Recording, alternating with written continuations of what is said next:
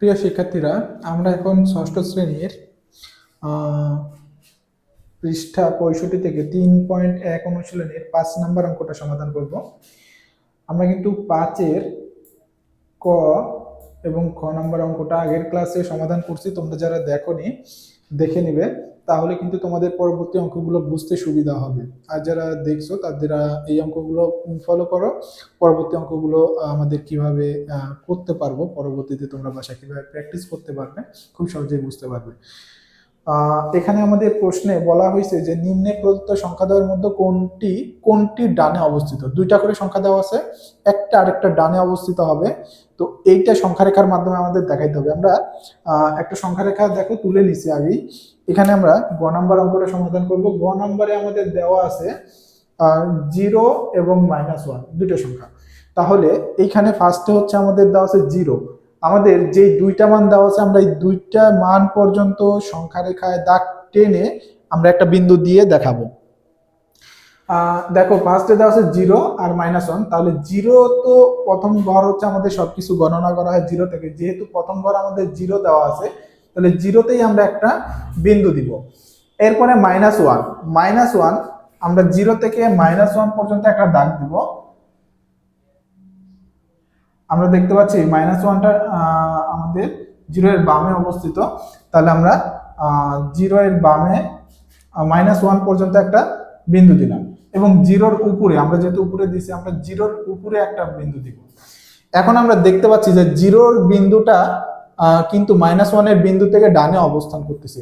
0 এর যে বিন্দুটা, এটা কিন্তু -1 এর বিন্দু থেকে ডানে অবস্থান করতেছে। তাহলে এই কথাটাই আমাদের লিখে দেওয়া লাগবে যে সংখ্যার আগে আমরা এখানে কি দেখতে পাচ্ছি, যে 0 সংখ্যাটি -0 সংখ্যাটা কি -1 এর ডানে অবস্থিত। এই বিন্দু দেখেই কিন্তু আমরা বুঝতে পারতেছি। তাহলে আমরা এখানে লিখে দেব সংখ্যা রেখায়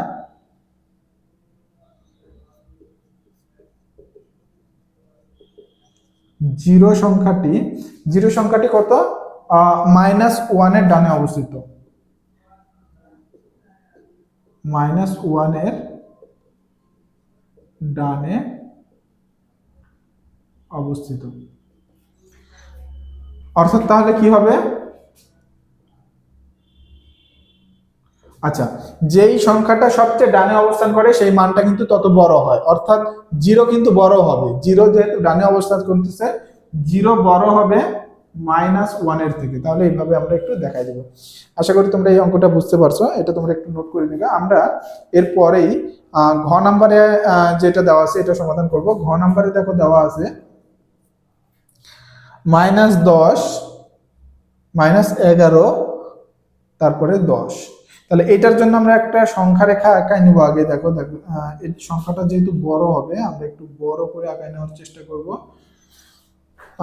এখানে হচ্ছে আমাদের সব থেকে বামে অবস্থান করতেছে 11 এবং ডানে অবস্থান করতেছে 10। তাহলে আমরা 0 এর বামে, দেখো মাইনাস দেওয়া আছে বলতে কিন্তু এটা 0 এর বাম দিকে আসবে, 0 এর নিচে হবে। 0 এর বাম দিকে মাইনাস সংখ্যা, আর 0 এর ডান দিকে আমাদের প্লাস ধনাত্মক সংখ্যাগুলো হবে। তাহলে এখানে 10টা আছে, 1 2 3 4 5 6 7 8 9 10 আমরা দিয়ে নিলাম। এরপর আমরা মানগুলো বসাবো, 4 5 6 7 8 9 10। এরপরে একইভাবে -11 ঘর আসবে 0 এর বাম দিকে, 1 2 3 4 5 6 7 8 9 10 11।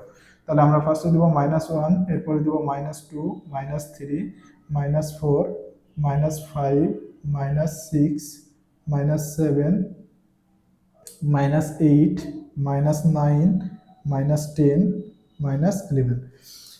দেখো এখানে হচ্ছে আমরা 0 থেকে -11 ঘর এবং 0 থেকে ডান দিকে +10 ঘর দিচ্ছি। এখন আমাদের -11 ঘর আছে আগে দেওয়া। তাহলে আমরা 0 বিন্দু থেকে -11 ঘর পর্যন্ত একটা সরলরেখা নিচে এইভাবে দিব,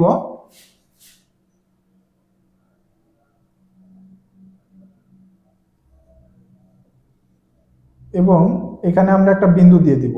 -11 ঘর পর্যন্ত যে আমরা দেখাইলাম, এখানে আমরা একটা বিন্দু দিয়ে দিব।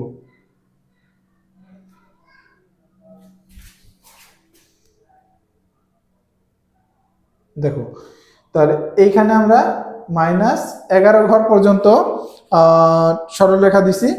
-11 ঘরের এখানে একটা বিন্দু দিয়ে দিব। একইভাবে এরপরে কিন্তু আমাদের +10 আছে, তাহলে আমরা 10-এর 0-এর এখান থেকে আবার 10-এর ঘরের দিকে আমরা একটা +10 আছে এইখান পর্যন্ত আমরা একটা সরলরেখা আঁকাবো এবং একটা বিন্দু দিয়ে দিব। তাহলে আমরা দেখতে পাচ্ছি যে এই দুইটা বিন্দুর মধ্যে -11 থেকে কিন্তু 10 +10-এর বিন্দুটা ডানে অবস্থান করতেছে। -11টা আছে বামে, আর -11 থেকে ডান দিকে -10-এরটা অবস্থান করতেছে। তাহলে আমরা সরলরেখায় কি লিখবো যে 10 + 10 সংখ্যাটি -11 এর ডানে অবস্থান করে। তাহলে সংখ্যা রেখায়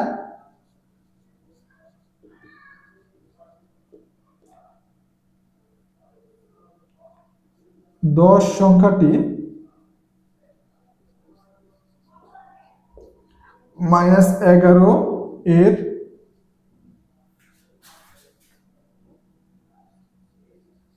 ডানে অবস্থিত। এখন যেই মানটা সবচেয়ে ডানে থাকে তার কিন্তু মানটা বড় হয়।